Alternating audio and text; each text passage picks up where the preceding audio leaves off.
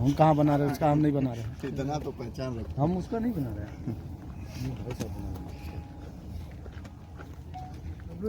उस दिन आपने बड़ी अच्छी वो की थी, वो छठ पूजा की।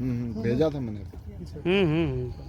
क्योंकि बात सिर्फ इसी फसल के नुकसान की नहीं है, अग्रिम फसल की भी है। अग्रिम फसल का भी नुकसान है। तो इसमें अगर आप लिबरल होकर उसका वो करेंगे तो कम से कम उनका जो आगे का नुकसान है उसकी भी भरपाई इसमें हो जाएगी। जी मैम, क्योंकि उनकी गेहूं की फसल का भी नुकसान है, दलहन की फसल का भी नुकसान है।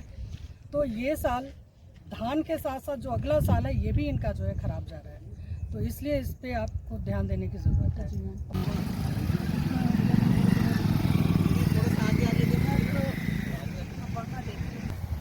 इधर वाले इधर दीदी खड़ा हो जाएगी।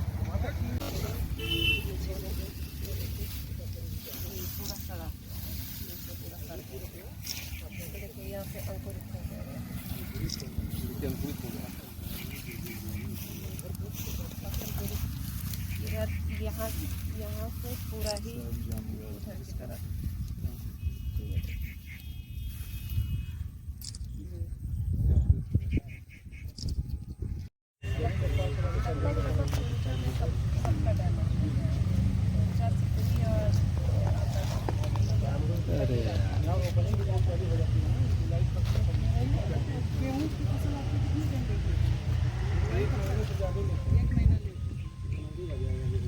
कम ही होगा। इधर में कितना है, कितना और जो खड़ा है वो भी जाइएगा। एमपी कवर भी था ना, वो काला हो गया, वो धान देखो दोनों क्वालिटी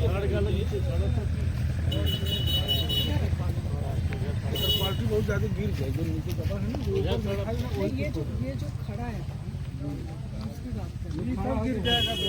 वही तो खराबी हो जाएगा। अगर कुछ बचा भी तो काला काला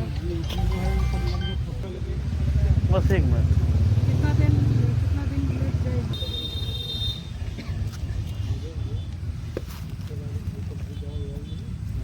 महीने पर जिले में नुकसान हुआ है, धान का कटुआ जनपद कहा जाता है, तो किस स्तर से इसको देख रहे हैं और क्या मदद दी जाएगी इसमें? देखिए, ये दैवीय आपदा है और ये दुखद है और सरकार किसानों के साथ खड़ी है।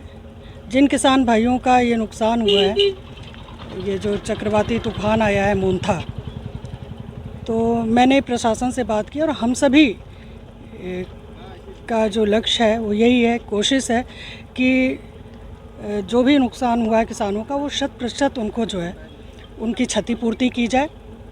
प्रशासन से मैंने बात किया है और जो ये बीमा कंपनियां हैं उनको भी हम सभी बात कर रहे हैं कि जिन किसानों ने बीमा करा रखा है वो सही आकलन करके पूरी जो 100% उनकी जो है क्षतिपूर्ति करने की कोशिश करें। मैम, बीमा कंपनियों का एक टर्म एंड कंडीशन है कि 30% से अगर लेस कोई गांव में अगर नुकसान हो रहा है तो उस केस में दे आर नॉट कंपनसेटिंग।